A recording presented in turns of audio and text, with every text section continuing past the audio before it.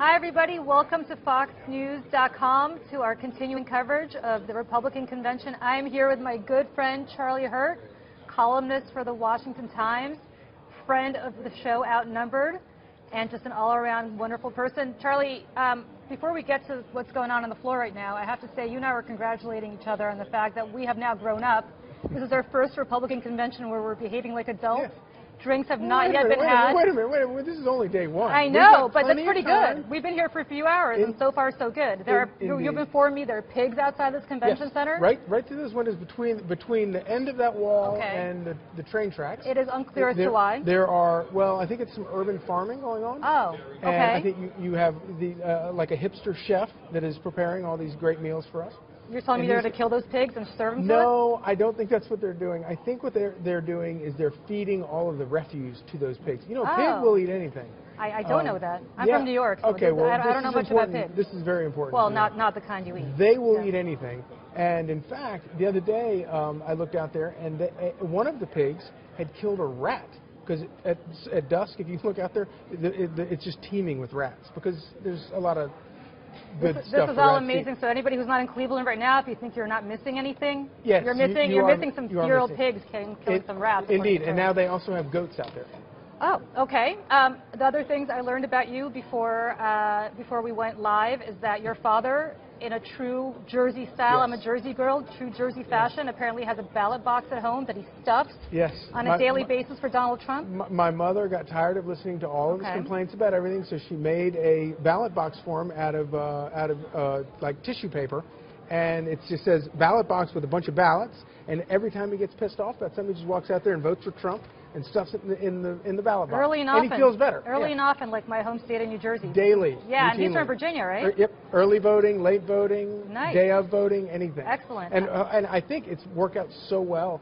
I think that long after America is made great again, I think he'll still be just, Margaret! He can go out there and stuff the ballot box. And Margaret, Mrs. Hurt, I just found out, is... You're going to be mad at me about this. No, I'm not. Apparently watches us on Outnumbered and is so concerned about our appearance that she wants to bring blankets for our legs. She's afraid your legs are going to get cold. I know. That's very sweet of her. I have to tell her these sometimes do get cold, but I don't think they'll let us put blankets on them.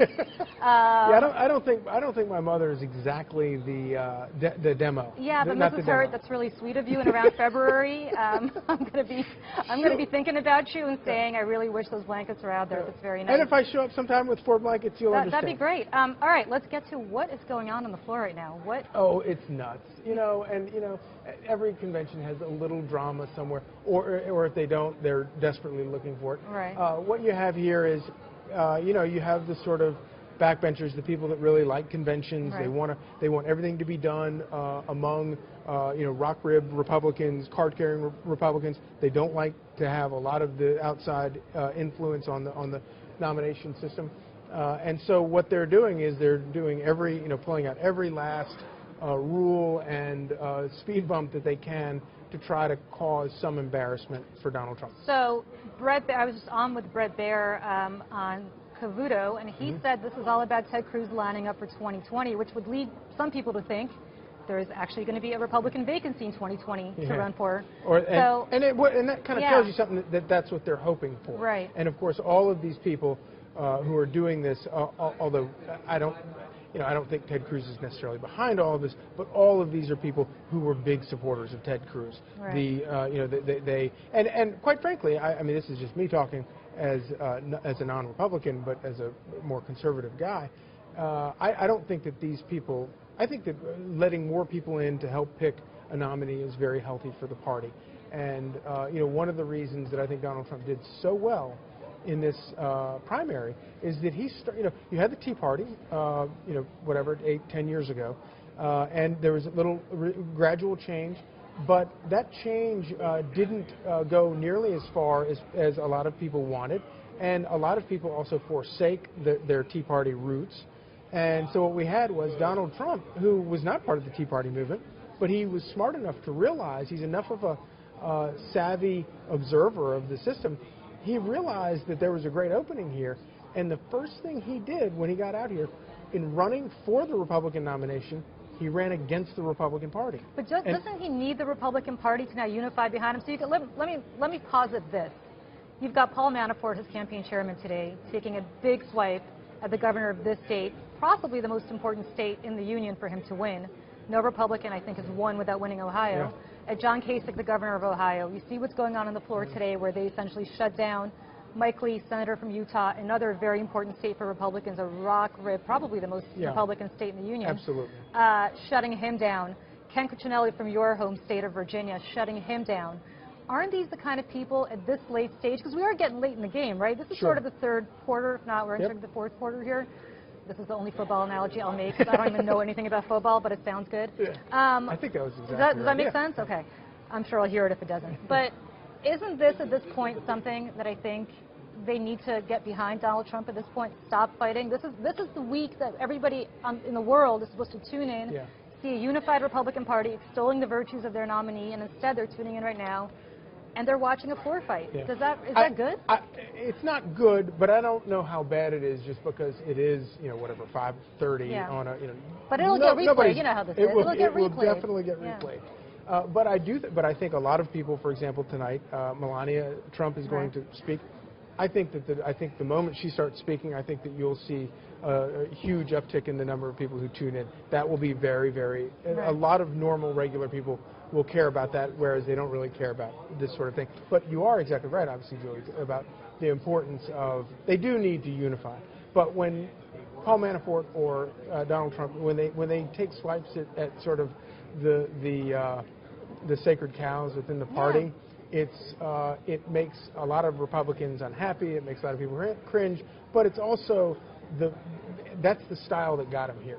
But don't you kind of need those sacred cows? And And the other question for me is, you think Kasich's waiting for 2020? You think all these guys who aren't coming out for Trump now, whether it's Cruz, who, by the way, I think is still speaking tomorrow, which is kind of crazy to me, that after all of this, he still may be speaking, but, good for Trump if he allows them to speak or whoever's in charge.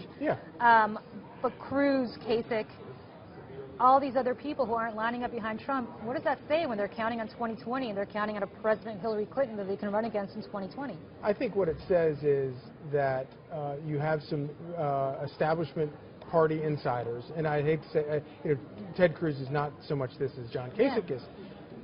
Their party's been hijacked by an outsider, and they're very upset about it, and they don't like the idea that they are going to have to relinquish power over their party to this guy who is, not only is he an outsider, but he doesn't, there are several key, vitally important aspects of the platform that they don't agree on. And that's a real problem for them, and they're going to fight to the bloody end, because for them, it's all about power. It's all about, I mean, the way it is for anybody, I guess, but it really is, what we're seeing is a power struggle for the future of the party. Two questions for you. Question one, let's assume we are inaugurating President Donald Trump on January 20th of next year. Is he going to be able to bring these people along? So in other words, is a Paul Ryan and people of that ilk who are supporting him, but sort of tacitly supporting him, are they going to be able to be bent to his will if he's the president? Well, I don't know that they will be, but one thing that I will say, and this is something that I have always said has been atrocious about both parties. When you have a Republican or let's say a Democrat in the White House or a Republican in the White House, and you have the same party controlling Congress, they go into a confederacy with one another, and nothing becomes important except party unity, and everything that I hate about the Democrats, the Republicans do the exact same thing when they have that. But isn't that how things get done? No, it's not. It's how things get really worse. It's how people spend money. It's how you go into wars that people don't really mean to launch. It's how remember when Congress in 2003 approved the war in Iraq. It was not one election cycle had passed before I think it's 17. I shouldn't say the number, but a good number of Democrats who voted for it in the Senate turned and not only changed their minds about the war, a vote to go to war. I can't think of anything more significant. But then began campaigning against it.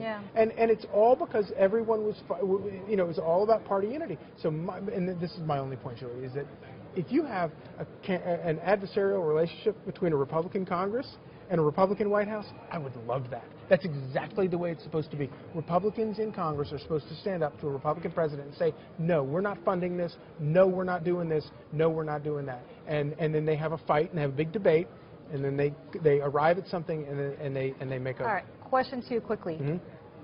And then I'm going to have one more question. I'll let you go. Question 2, let's assume Trump does not win. Mm-hmm. Where do all these people go? Because they will blame the Republican Party for not unifying enough to defeat Hillary Clinton. Is this going to be an entire bloodbath for the next 4 years in the Republican Party? I think it's going to be very, very difficult, and my hope is that either way, whatever happens, that the Republican Party learns something from this. Instead of just attacking Donald Trump and attacking the people that support him as being racist and all these things, which they are not. I'm sure there are some, but that basically they are not.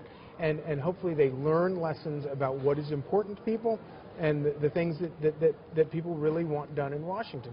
And if that happens, then maybe they can rebuild and become a legitimate party again in 4 or 8 years. Got it. Question 3, what's your drink of choice here in Cleveland this week?